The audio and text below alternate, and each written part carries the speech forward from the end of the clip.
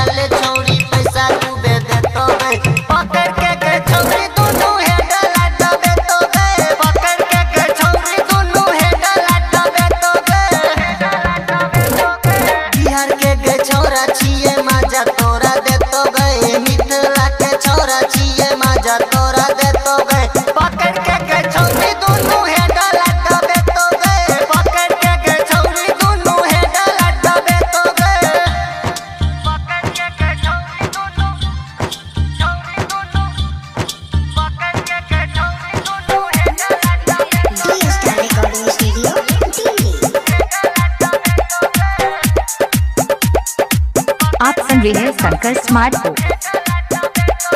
पोंगल से एलची बिहार छौरी नाचे, नौजर करे में सब चोलिया के पाचे।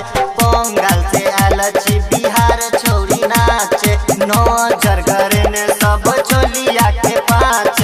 लहंगा उघर सब ढोरी तोहर देखतो गए, लहंगा उघर छौरी ढोरी तोहर देखतो गए।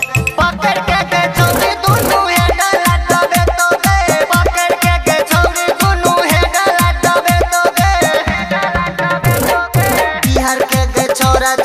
माजा तोरा देतो गए, मिथिला के छोरा छिए माजा तोरा देतो गए। पकड़ के छौरी दुनू हे डलत देतो गए, पकड़ के छौरी दुनू हे डलत देतो गए।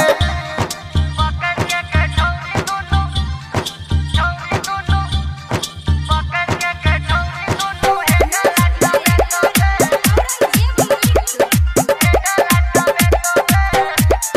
आप सुन रहे हैं शंकर स्मार्ट की आवाज।